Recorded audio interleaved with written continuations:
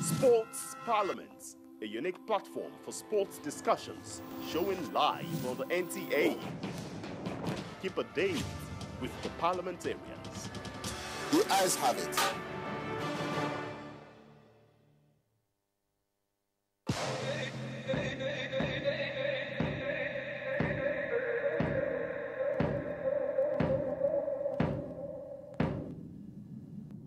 Can we have the menu booklet, please? Madam, we know they sell book for here. See, our food, see our... Like you don't have a menu? So how am I supposed to know what to order for or what to eat? Who the heck recommended this rat hole of a hooker for you? Hey! What do you want? Oh my God! Who is that lousy woman and why are you screaming to the rooftop? Stand up for me and get out! You just said this place is a shower place. Please don't let her. What are you waiting for? Mommy! Come here! Come! Take her out! You didn't hear what?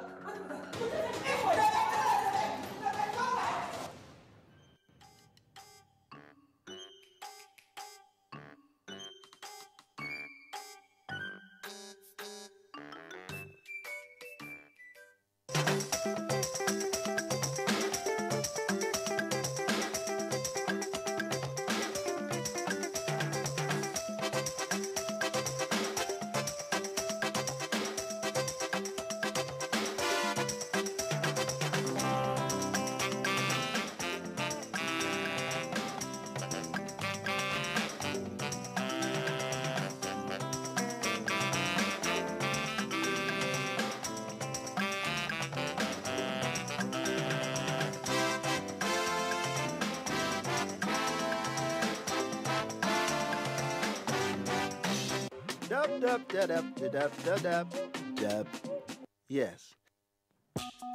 My name is Jane, and I am 18, and this is where I hang out with my friends. We are deeply concerned about the problems facing Nigeria, but when it comes to doing something about it, we would rather sit on the fence. Hold up.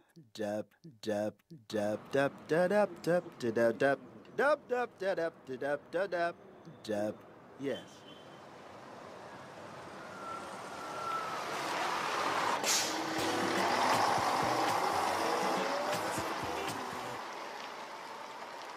Dab, dab, dab, dab, dab, dab, dab, dab, dab, dab, dab, dab, dab, dab, dab, dab.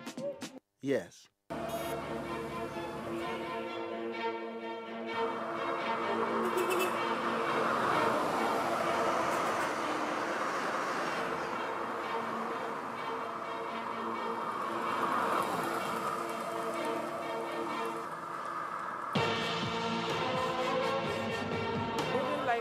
In the rain? It depends on the velocity of the rain.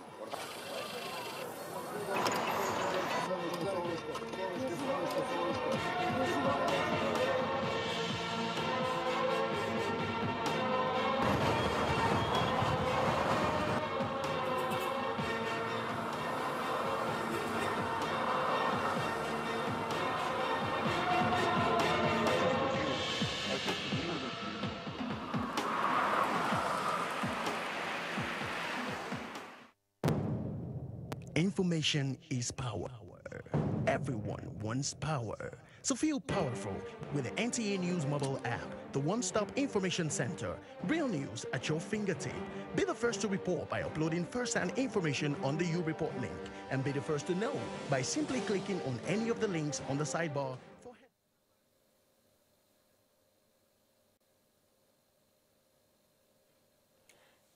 Well, we seem to have had some technical issues there. We'll go back to Mohammed in Maiduguri.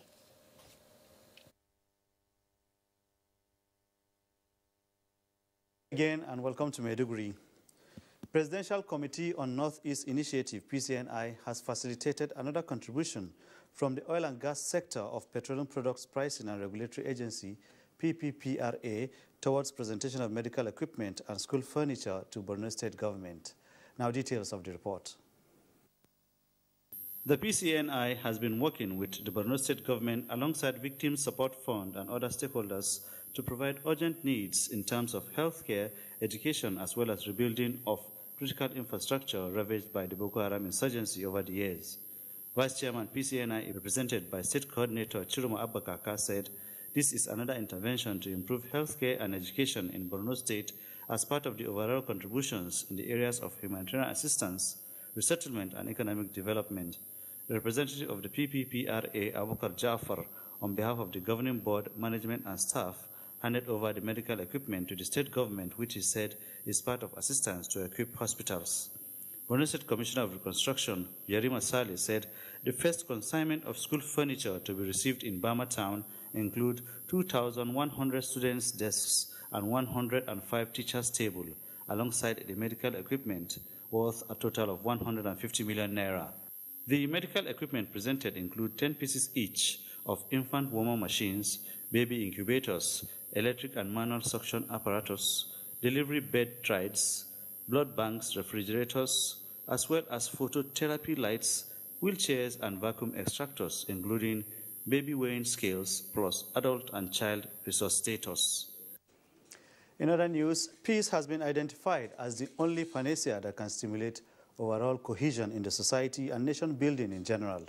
This came up during a stakeholders dialogue session on sustenance of peace organized by the National Orientation Agency, Borno State.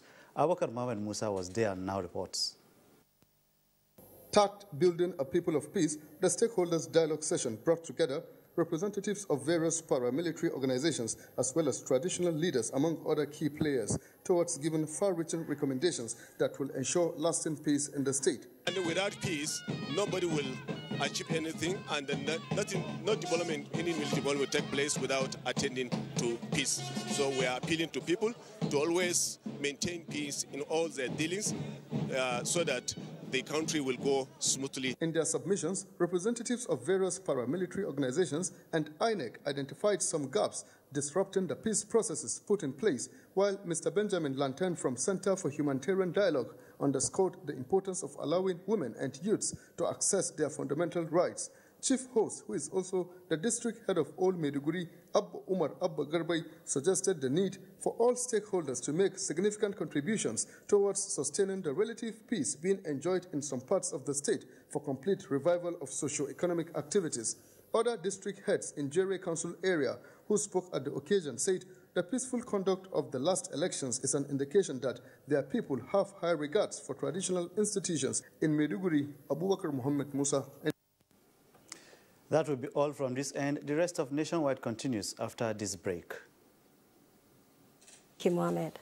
River State government to prosecute owners of a collapsed 7-story building, Mina, in our Port Harcourt Network Center, is ready for us. Good afternoon, Kehinde. You're welcome to Port Harcourt. The Independent National Electoral Commission, INEC, certificates of return to winners in the just concluded Rivers State Governorship and State Assembly elections. Onengie Fine-Face reports. The electoral process in Rivers State has finally come to a deserving climax with the distribution of certificates of returns to all elected at the State Assembly and, of course, the Governor and Deputy Governor of the state. 32 members of the Rivers State House of Assembly received their certificates of returns. 30 of those members are of the People's Democratic Party, while 2 constituencies, that of Oyigbo and Asarito Constituency 1, are of the SDP. I am confident that going forward, elections in Rivers State will be peaceful and the narrative of Rivers State elections will be positively changed forever. We can say confidently too that many voters in the state have access to polling units and indeed exercise the right to vote in this election than in previous elections in this state. I have said, forgive me if I step on your toe. And I have forgiven everybody who has stepped on my own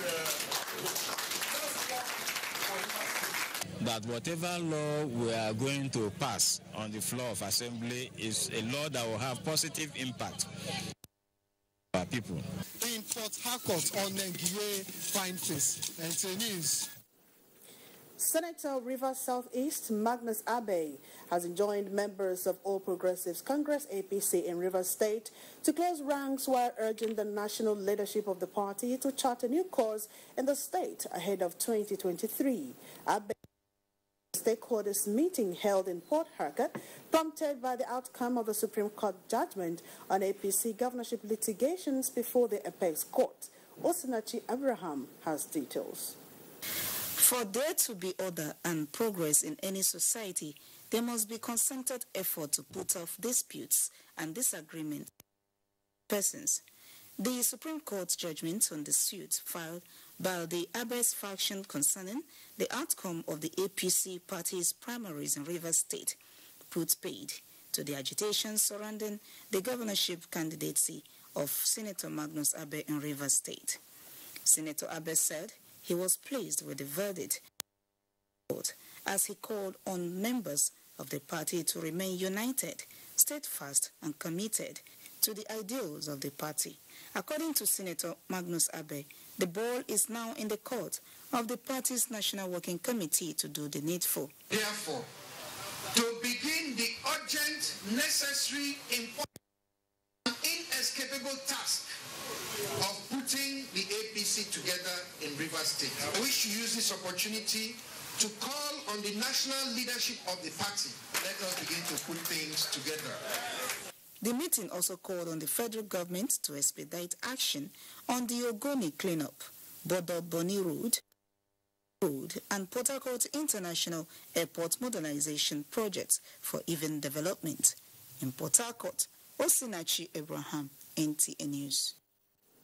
Rivers State government has directed the State Attorney General to prosecute Sir Francis Alagwa, the owner of the collapsed 7-story building in New GRA Port Harcourt, lives to early graves.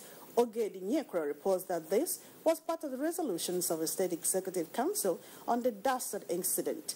Rivers State Commissioner for Information and Communications, Ima Oka, briefed journalists after the State Executive Council meeting. The Commissioner said Council also directed the Attorney General to person whose actions constitute criminality as established by the Judicial Commission of Inquiry that investigated the collapsed 7-story building. He noted that the Council accepted that it would be inappropriate to recall the Commissioner of Urban Development and Physical Planning, Dr. Rizin Onya, because of the inappropriate actions he took committed. The Council also accepted that the owner of the property is Francis J. Alagwa. Accordingly, he should bear all civil liability regarding and relating to compensations to families of the deceased persons, medical expenses borne by those who were injured in that unfortunate incident. The Council also directed the State Civil Service Commission to take disciplinary action against East Town Planner, Director of Buildings and Plan Approvers, as well as the Director of Development Control for Professional.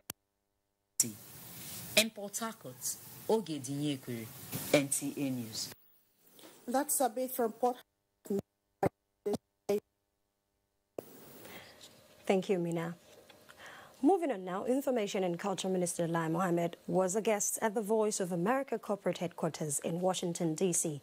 Anthony Faustin reports on the activities of the minister and other issues. Senior officials of the Voice of America African Service were on hand to receive the minister and straight into the studio. Then, the interview for both radio and television platforms got underway. First shot was on the February 23rd election.